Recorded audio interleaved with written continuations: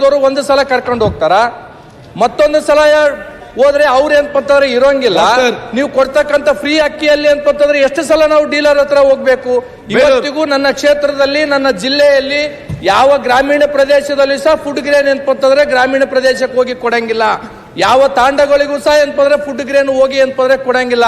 ನೀವು ಸರ್ಕಾರದ ಆದೇಶ ಇದೆ 100 ಕಾರ್ಡ್ಗಳಿಗೆ ಏನ್ಪಂತಂದ್ರೆ ತಾಂಡ, ಅಟ್ಟಿ, ಗೊಲ್ಲರಟ್ಟಿಗೆ ಮಾಡಬೇಕು ಅಂತ ತಿಳ್ಕೊಂಡು ಬಹುತೇಕವಾಗಿ ನಮ್ಮ ಜಿಲ್ಲೆದಾಗ ಯಾವ ತಾಂಡಗಳಿಗೂ ಏನ್ಪಂತಂದ್ರೆ ಫುಡ್ ಗ್ರೇನ್ ಅನ್ನ ಕೊಡಂಗಿಲ್ಲ. ಇವತ್ತು ನಾನು 1.5 ತಿಂಗಳಿಂದ ನಮ್ಮ ಜಿಲ್ಲಾ ಮಟ್ಟದ ಅಧಿಕಾರಿಗಳಿಗೆ ಜನ ಬಂದು ಏನ್ಪಂದ್ರೆ ನಮ್ಮನ್ನು ಕೇಳ್ತಾ ಇದ್ದಾರೆ, ನಮ್ಮೂರಿಗೆ ಫುಡ್ ಗ್ರೇನ್ ಬರಂಗಿಲ್ಲ, ನಾವು 4-5 ಕಿಲೋಮೀಟರ್ ಏನ್ಪಂತಂದ್ರೆ ನಾವು ಹೋದ್ರೆ ಡೀಲರ್ ಏನ್ಪಂತಂದ್ರೆ ಊರಾಗಿರಂಗಿಲ್ಲ, ನಾವು ಹೋದಾಗ ಏನ್ಪಂದ್ರೆ ತಂಬು ಕೊಡಕ್ ಒಂದು ಸಲ ಹೋಗ್ಬೇಕು, ಮತ್ತೆ ಏನ್ಪಂದ್ರೆ ಫುಡ್ ಗ್ರೇನ್ ತರಕ್ ಏನ್ಪಂದ್ರೆ ಒಂದು ಸಲ ಹೋಗ್ಬೇಕು.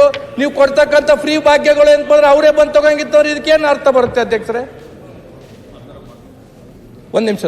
ಆಮೇಲೆ ನೀವು ಹೇಳಿರ್ತಕ್ಕಂಥದ್ದಿದೆ, ಹೊಸ ರೇಷನ್ಗಳನ್ನ ಕೊಡ್ಬೇಕಂತ ತಿಳ್ಕೊಂಡು ಹೇಳಿರಿ.